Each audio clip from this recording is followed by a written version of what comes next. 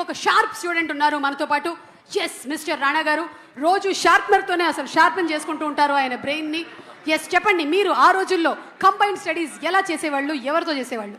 Combined studies అంటే సోలోగా చదవలేదండి. Combined ఎక్కడ వస్తుంది? ఎప్పుడైనా సరే మనలాంటి స్టూడెంట్స్ సోలోగా ఏం చదవలేరు, ఎవరో ఒకళ్ళని పెట్టుకోవాలన్నమాట పక్కన. నేనండి కంబైన్డ్ రామ్ చరణ్ తో చేసేవాడిని. కంబైన్డ్ బాగా కంబైన్డ్ స్టడీస్ చేశాను.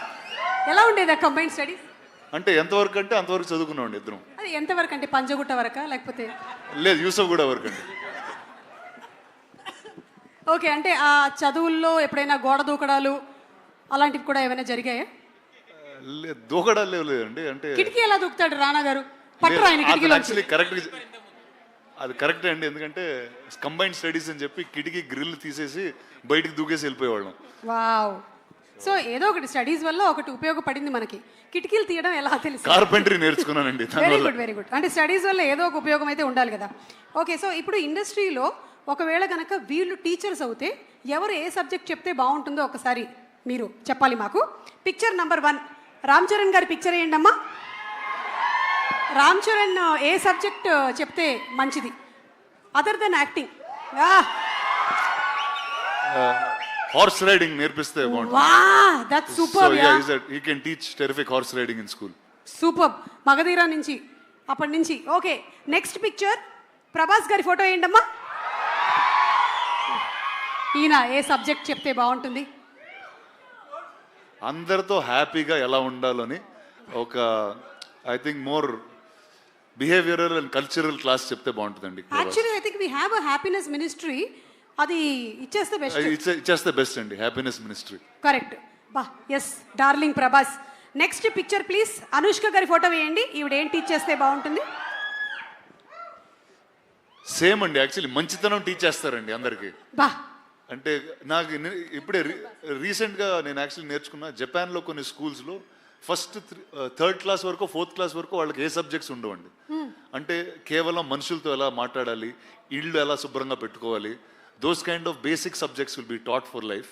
I think she is the best person to teach that. I think మన అందరికీ ఇక్కడ చాలా అవసరం అది. చాలా అవసరం. మనకి యూకేజీ ఎల్కేజీ నుంచే నౌన్ ప్రొనౌన్స్ రుద్దేస్తున్నారు. ఓకే, లాస్ట్ కాదు, ఇంకొక 2 పిక్చర్స్ ఉన్నాయి. ఆ రాజమౌళి గారు ప్లీజ్ రండి. ఎలాగో మీరు మాకు ఇంకా ఒక 2 years వరకు దొరకరు ప్రీ రిలీజ్లో. కనీసం ఇలా ఫోటోలైనా వేసుకొని మేము సంతోషపడతాం. అన్ని సబ్జెక్టులు చెప్పే ఒక టీచర్ ఉంటారు చూడండి, సాయంత్రం ట్యూషన్కి వెళ్తాం, అది ఆయన. సూపర్, అసలు సింప్లీ సూపర్. అన్ని సబ్జెక్ట్స్ కి మనం 300 రూపాయలు కట్టి వెళ్ళిపోతాం. సాయంత్రం ట్యూషన్కి వెళ్తాం చూడండి. Okay, done. Thank you teacher, thank you. And last but not the least our Devara NTR. ఖచ్చితంగా తెలుగు టీచర్ అండి, తెలుగు టీచర్ 100%. తారక్ కన్నా తెలుగు ఇంకెవరు నేర్పిస్తారు చెప్పండి? So I think Tarak will be the best Telugu teacher. ఇందుకనే మీరు సినిమాల్ని ప్రొడ్యూస్ చేసి ప్రెజెంట్ చేస్తున్నారు. ఒక్కొక్కళ్ళకి ఎంత కరెక్ట్గా ఇచ్చుకోవాలో అంత కరెక్ట్గా ఇచ్చారు కదా అసలు బిరుదులు. అండ్ అంతేకాకుండా ఎప్పుడు ఈ సినిమాని ఎక్కడ మలుపు తిప్పాలో చూపించింది కూడా మీరే రాణా గారు. అంటే తెలుగు సినిమా ఈ రోజున విజయకేతనం ఆస్కర్ వరకు వెళ్ళింది అంటే you were the first person who identified it and took it and marketed Telugu films. So thank you so much. Thank you. You have been truly a teacher for many people. ఇంత చిన్న వయసులోనే చాలా పెద్ద బాధ్యతలు వచ్చేసాయి. ఏం చేస్తాం, తప్పదు. ఒక్కసారి సరిపోదా శనివారంతో సూపర్ డూపర్ హిట్ కొట్టి, అసలు ఈ రోజు శనివారం కాదు కాబట్టి మనం బతికిపోయాం. కానీ what a terrific performance Nani, చూసేసాను నేను. సింప్లీ సూపర్, అసలు ఇరగదీసేశారు. సో ఇప్పుడు ఈ సినిమా అంతా కూడా about human relationships and maths కాబట్టి మీకు బెస్ట్ స్కోరింగ్ సబ్జెక్ట్ ఏంటో చెప్పండి. Special English. స్పెషల్ ఇంగ్లీషా?